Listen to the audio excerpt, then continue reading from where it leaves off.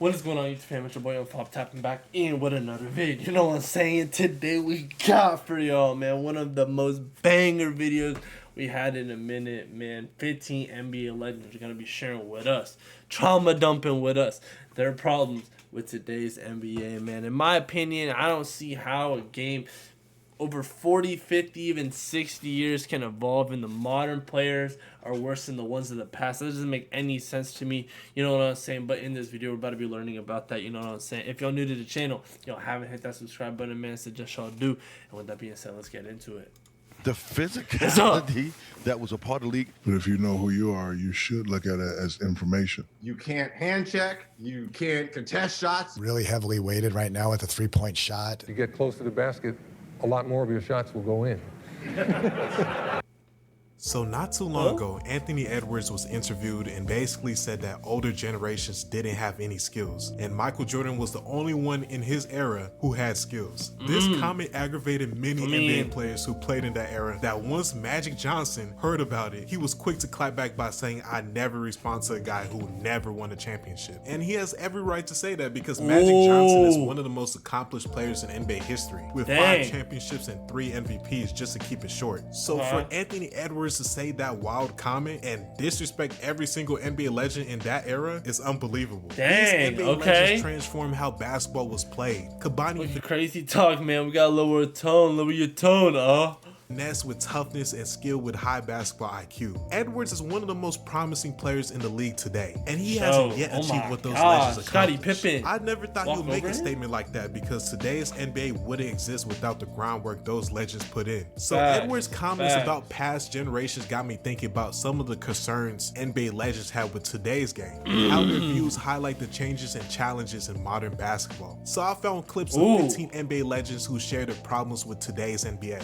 And after this video, I want you to comment if you agree with any of these legends' takes. So enjoy the video, man. If I'm being honest, bro, I don't think anybody in this generation could have played like 20 years ago. If I'm being 100, and this is to everybody in our league, Tatum, all y'all. Let me tell y'all something, bro. 20 years ago, bro, you couldn't get to a triple step back. No. You hear what I'm saying to you? You couldn't get to a triple step back, and then if you shot that shit, it had to go in. You know why? Because we had efficiency back in the day, my dude, and it was so fucking hard. It was too physical. And guess what? The league had to come off of it for the flow of movement to be able to have scoring go up, which is why we like to sit here and watch kind of the rat race of the high-paced game, right? But bro, let's not talk about the gamesmanship, and let's not talk about the physicality of the game back then. Real shit, because I only think half these kids in the league could have been on an NBA team 20 years ago. Straight up. The locker room was too, it was too grown. And you had to have that work. And you had to really work on your shit. What are you talking about? You was out 2-3 games, man. Your teammates, hey bro, what you doing tonight? You going? Nah, I can't go, man. My toenail off, man. I can't. Nah, bro, you can't even come in here and lead no niggas like that. You hear me? Real shit. You had, man, it was men leading men. Nobody in this era has a mid-range. You couldn't get, nobody. Nobody in this era has a post game. And the ones no one has a mid-range. Look at Shea. Shea got a mid-range. Yeah. You know what I'm saying? Like, it's only like a few of them got. That's what I'm saying, bro. 2 dribble, pull up. Yeah, they don't try to do it. Okay, young fella, if you hear me. And then y'all exhaust. Mid-range is not as efficient as back then. You know what I'm saying? If you're already taking such a deep shot, you might as well take a 3. And if you're making it for 2, you might as well take it all the way in. You feel me? It's just the modern way the game has evolved. You feel me? It's the ball. Y'all are dribbling the air out of the ball. Right. Y'all dribble the ball 100 times more than another nigga. I actually said this a couple of days ago on my Instagram feed, is that the mid-range game is being lost. For me, Ray Allen. Nowadays, what you're seeing, guys pump fake and step sideways, you know, on the 3-point line, and you're making it a tougher shot than necessarily getting into the paint and getting something mid-range. So I believe it's bad for our young kids that watch, because what I tell my boys, and you know, I'm coaching the AAU team currently, and I tell them, I want you guys to pay attention to what goes on in college. Play hard, learn from the NBA, the do's and the don'ts, but don't settle for threes. Ray Allen. Like, I hated shooting threes to start a game, because you want to kind of build your rhythm into it. Get to the free throw line, make some easy layups, and then the best time to shoot a 3-pointer is off of offensive rebound. Off an And right offensive now, rebound. it's like the first thing that players do, and we have some quality, skilled shooters from behind the arc. But I see what he's saying. Just kind of like play a little bit more chess and not so much checkers. You know what I'm saying? Off an offensive rebound after you've already tried to get open looks and whatnot. If you have a three and you take, I see what Ray Allen trying to say. I'm agreeing with Ray Allen here, but let's keep it going. I like to see the bigs have more. What do y'all think, Chad? Let me know down below. Because you look at the big guys' field goal percentage. They're shooting, the best throughout a season, maybe 60+%, and that's where a lot of times your bread's buttered. And I think we've gone away from that, and I'd like to see us get back to that. Rule changes how they are now, or do you think there should be a little bit more balance to your era? Well, I think there should be some balance. Yeah. I think it's really heavily weighted right now with the 3-point shot. I think it's really heavily weighted towards scoring. However it happens, whether it's 100 free throws, whether it's 43s or whatever, they just want to see the numbers go up, and I think that's a bad strategy. Yeah. The centers are largely gone. There's a few now that are kind of womping on people because there's no other centers to play against. Yeah. But, I like to see the balance. I like to see passing, which I think has been limited in this, inside, outside, doing both. Right now, I think they want guys to be able to run free, not be touched, and show their talents. But I'm a believer if you're a player, you need to be able to play through a certain amount of contact, period. Too much one-on-one a lot of times. There's not enough contact that we're seeing in modern day. Okay. It's a fair point. I see what we're saying there, John Stockton. Let's keep it going. Rick Barry. I never heard of this player before, chat. But what have y'all been thinking so far about the other 4 NBA players who have talked? You feel me? Teams, which to me is really boring to watch. Play team basketball, pass, cut, move, make the defense make some freaking decisions, and play unselfishly. And that's kind of fun to watch. And play defense. Commit yourself to defense. You call me a purist, old school. No, this is the way the game was designed to be played.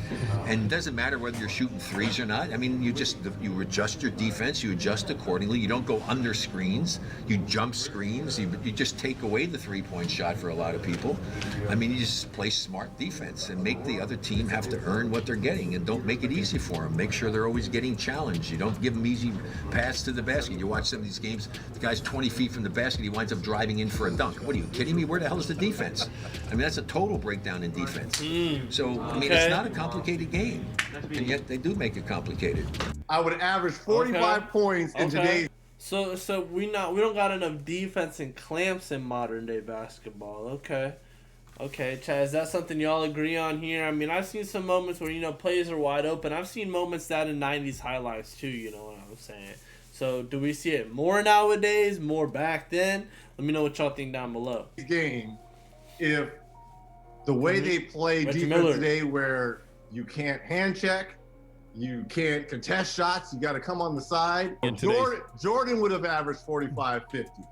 In today's game. The point I was making, 45-50. You allow great shooters freedom to roam, freedom with. Honestly, I've kind of admitted that I know Michael Jordan would do really, really well, and I agree Michael Jordan's an insanely skilled player. But if we put a lot of players back in the 90s, I'm talking if we put Kevin Durant or if we put LeBron James back in the 90s, chat, oh my gosh, bro, he'd be averaging 60 points.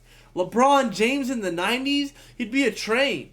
Who's genuinely stopping LeBron? Klein Drexler? No, he's not, bro. Come on. No man. hand check. Come on, bro. You can't crowd me, and I got a clear sight at the rim, then it's going to be lights out, baby. But it's so hard to play defense in today's game because they allow the offense to go wherever they want. If a team is getting beat by 25 points and you've got your star players sitting over there laughing on the sideline, if I was the executive running that team, that person would be in my office the next day. And I want to know what's so damn funny. It's not, this is serious. Is this the team losing or the team winning? The team losing. So if they're laughing over there. I don't like that at all. I think it shows a disrespect for the game and for people playing that. But if you watch the NBA, it has changed so much over the years. It's about entertainment. Dan, the rules are so relaxed, okay? They are just so relaxed. Jerry West. I think it's easier to score now than it's ever been in the history of basketball. And that's why we see the game changing a little bit, the three-point line changing. If I averaged 30, I lost the scoring title to Kobe the year he averaged 35. I averaged 33. And I'm just thinking like, okay, if I was to play in this era where it's wide open, if I can average 33 in a season, I'm gonna just take it up to 43. I know 10 points more. I agree with that. Gotta be. Then what's he doing in this era? God damn. You have guys standing out there heaving up threes that's really not three-point shooters. These players, more than millennials, are focused on developing their skills on the perimeter. Yeah. You look at taller guys now. I mean, and you know who really evolved that three-point shot, chat? Steph Curry. That shot, like, when Steph Curry really came into the game and just started shooting threes, man, it just showed, like, you know, how much of an advantage that can really provide to a team, you know what I'm saying? So for NBA legends to really work on their three-point shot like that, man, became almost essential, man. For now, everyone would be shooting threes. Back then, players like Larry Bird, Michael Jordan could shoot threes, but they weren't doing it as much in-game, and hence weren't as good. They're gravitating more to that three-point line, which it kind of baffles me more than anything, you know, because it's a lower percentage shot, number one. Okay. Second, you know, if you're physically menacing like a LeBron or a Joel Embiid, why would you want to take advantage of your man? You feel me?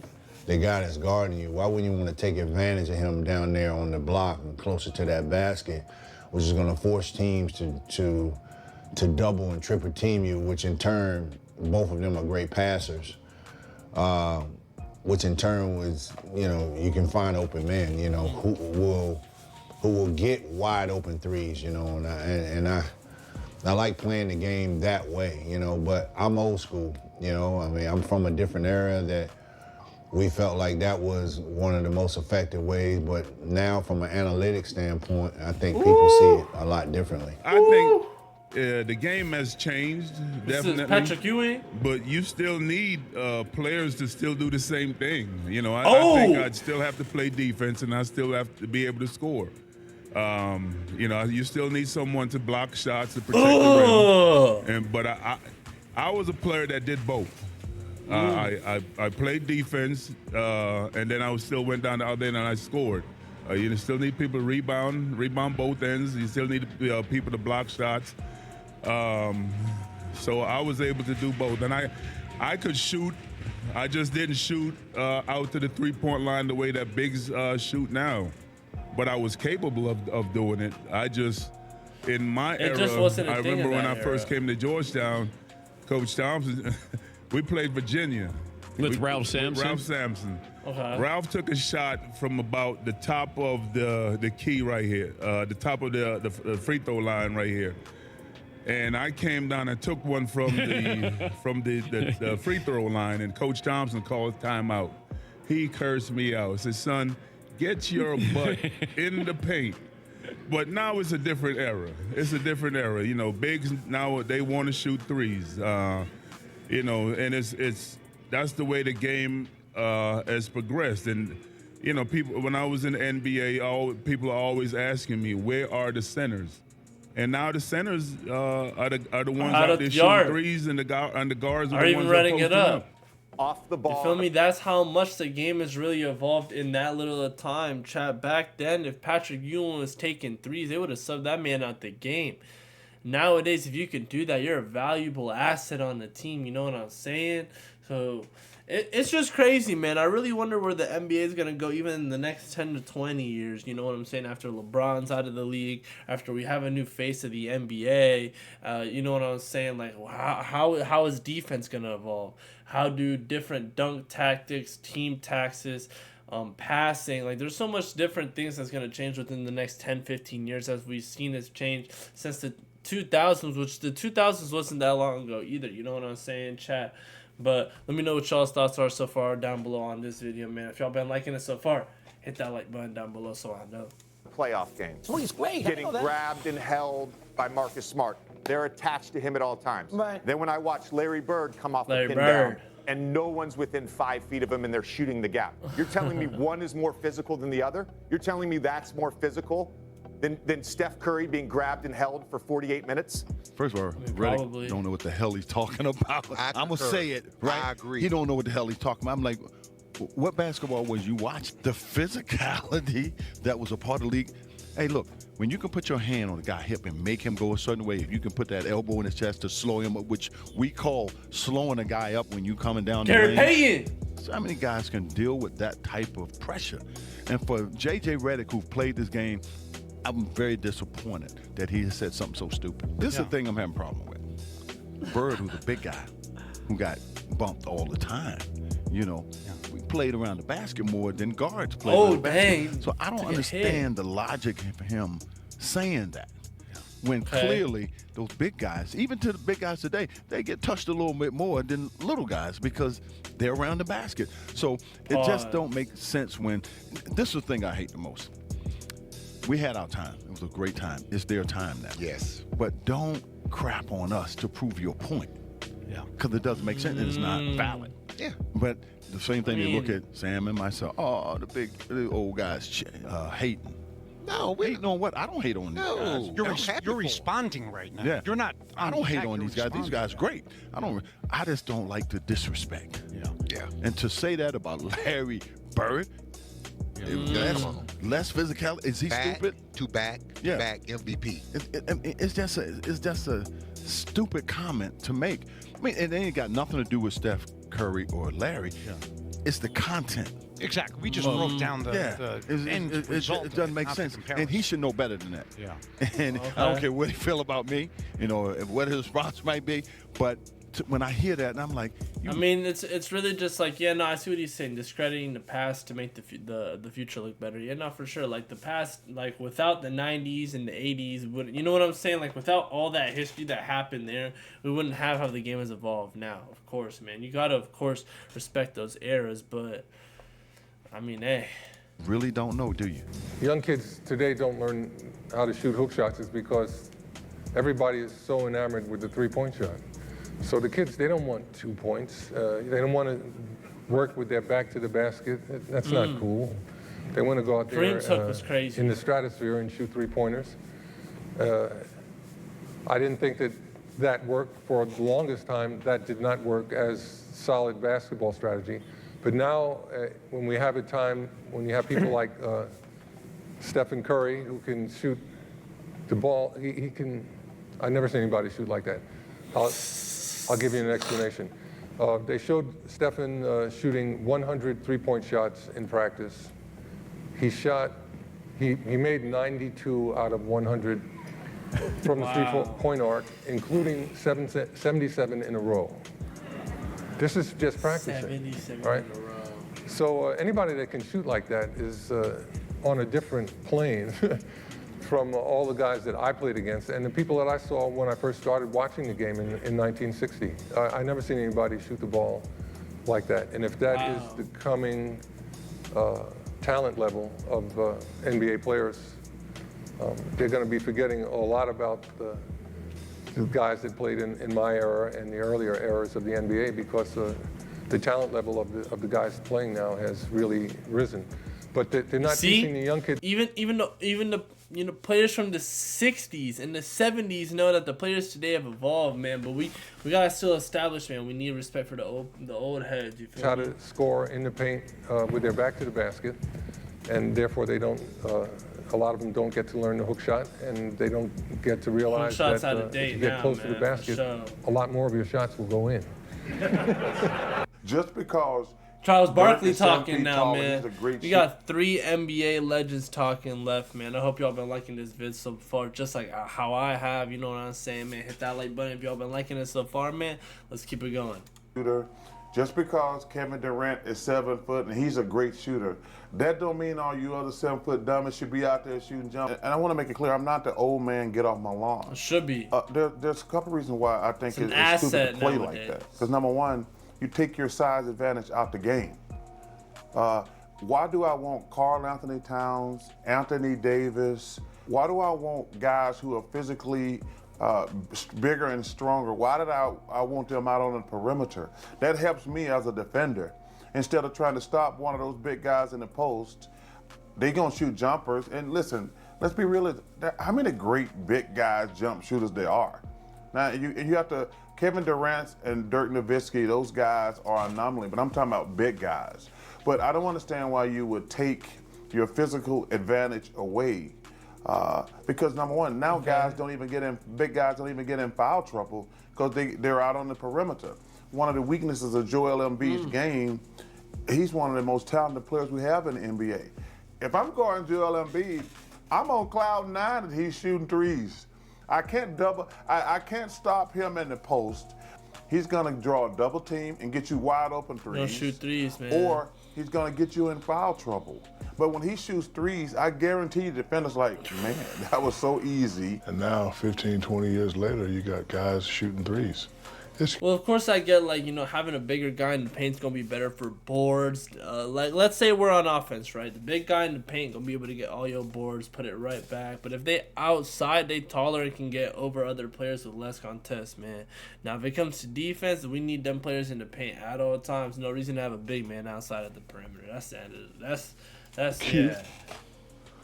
It's not something I would do. And somebody asked me the other day, oh, Shaq couldn't play today. But you're not paying attention. I am playing today. My name is Greek Freak. Who was the first big guy to take it coast to coast? Oh, you don't remember? Check this play out. Look at the big guy run the floor. Oh!